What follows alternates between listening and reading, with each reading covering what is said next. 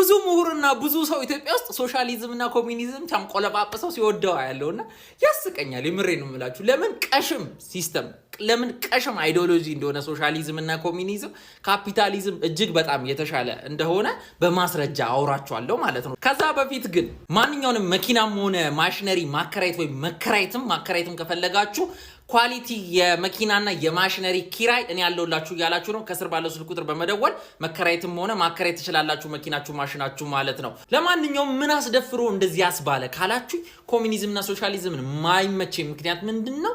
የሰው ልጅ ካራክተር ያገናዘቡ አይደሉም በጭራሽ። የሰው ልጅ ይወላጭ አንዳንዱ ጎበዝ ነው፣ አንዳንዱ ሰነፍ ነው፣ አንዳንዱ ፈጣሪ ነው፣ አንዳንዱ ዝርክርክ ነው።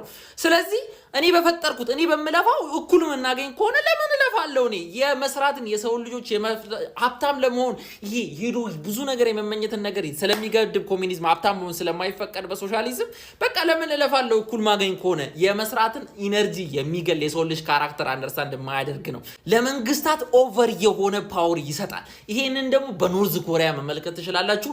በራሺያ የዛኔ በሌኒን ጊዜ መመልከት ትችላላችሁ። በቻይና ማኦ ዜዶንግ ማየት ትችላላችሁ።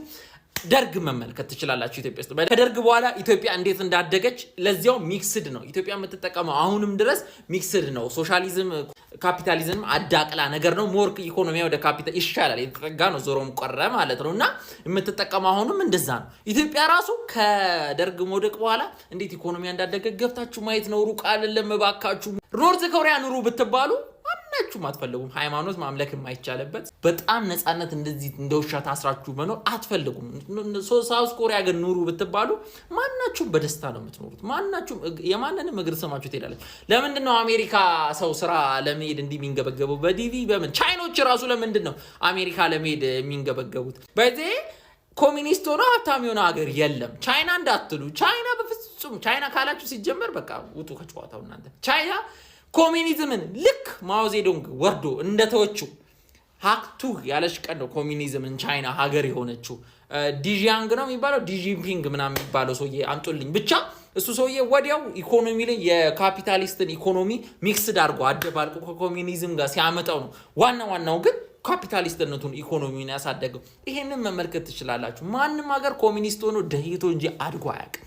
ኮሚኒዝም ወረቀት ላይ እኮ በጣም ነው የሚያምረው። ባይዜ በጣም ነው እኔም እኮ የምወደው ወረቀት ላይ፣ ግን መሬት ላይ ሲወርድ ሌላ ነው የሚለው። ኑ አብረን እንደህ ሁላችንም ድሃ እንሁን ነው በቃ የሚመስለኝ እኔ። እቅዱ ያው ድሃና ሀብታም አይኖርም፣ ሁላችንም እኩል ኢኮኖሚ ላይ እንኖር ነው። ግን ሁላችንም እንደህ ነው በቃ ኮሚኒዝም። ካፒታሊዝም በጣም ምርጥ ነው ፐርፌክት ነው እያልኳችሁ አይደለም። እሺ ካፒታሊዝም ብዙ ችግሮች አሉበት፣ ግን አትሊስት የሰው ልጅ ባህሪ ለመፍጠር ለማደግ